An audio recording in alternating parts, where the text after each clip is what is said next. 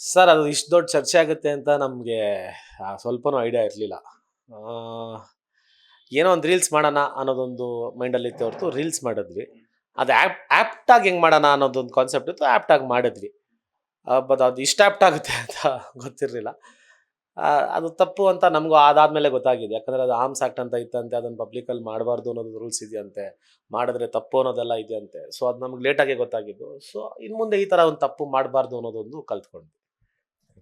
ಎಲ್ಲೋ ಒಂದ್ ಕಡೆ ಈ ಒಂದು ರೀಲ್ಸ್ ಮಾಡೋದ್ರಿಂದ ರಜತ್ ಬುಜ್ಜಿ ಅವ್ರಿಗೆ ಒಂದು ಬ್ಯಾಡ್ ನೇಮ್ ಅನ್ನೋವಂಥದ್ದು ಬಂತಾ ಅಂತ? ಸರ್ ನಾನೇನು ಕೊಲೆ ಮಾಡಿಲ್ಲ ಸರ್. ನಾನು ದರೋಡೆ ಮಾಡಿಲ್ಲ ನಾನು. ಕೆಟ್ಟ ಹೆಸರು ಬರಕ್ಕೆ ನನಗೆ. ಒಂದು ರೀಲ್ಸ್ ಮಾಡಿದೆ ಅಷ್ಟೇ. ಅದು ಬೇಕಂತನೂ ಮಾಡಿದ್ದಲ್ಲ. It was not intentional.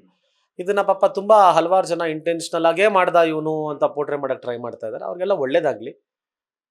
ಮನಸ್ಪೂರ್ವಕವಾಗಿ ಬೇಡ್ಕೊಂತೀನಿ ಒಳ್ಳೇದಾಗಲಿ ಅವ್ರಿಗೆ. ನನಗೇನು ಒಂದು ಖುಷಿ ಅಂದರೆ ಪಾಪ ಜನ ನಿಂತರು ನನ್ನ ಕಡೆ. ಅಂದರೆ ಇದು ಯಾವ ದೊಡ್ಡ ತಪ್ಪು ಅಂತ ಈ ಲೆವೆಲ್ಗೆ ಪಾಪ ಹಿಂಸೆ ಕೊಡ್ತಾ ಇದ್ದೀರಾ ಅನ್ನೋ ಥರನ. ಆಮೇಲೆ ಕೋರ್ಟ್ ಹತ್ರ ಹೋಗಿದ್ದಾಗಲಿ, ಅಲ್ಲಿ ಪಾಪ ಜನ ಬಂದಿದ್ದಾಗಲಿ, ಮೀಟ್ ಮಾಡೋದಕ್ಕಾಗಲಿ, ನಮ್ಮ ಹುಡುಗರಾಗಲಿ, ಫ್ಯಾಮ್ಲಿ ಆಗಲಿ, ಪ್ರತಿಯೊಬ್ಬರೂ ನಿಂತ್ಕೊಂಡು ಸಪೋರ್ಟ್ ಮಾಡಿದ್ರು. ಬಿಕಾಸ್ ಎಲ್ಲರಿಗೂ ಗೊತ್ತಿತ್ತು ಇದೇನು ಅಂತ ಒಂದು ತಪ್ಪು ಮಾಡಿಲ್ಲ ನಾವು ಅಂತ. ಅದು ಕಾನೂನು ಪ್ರಕಾರ ತಪ್ಪು. ಅದಕ್ಕೆ ನಾವು ತಲೆ ಬಾಗಿದ್ದೀವಿ.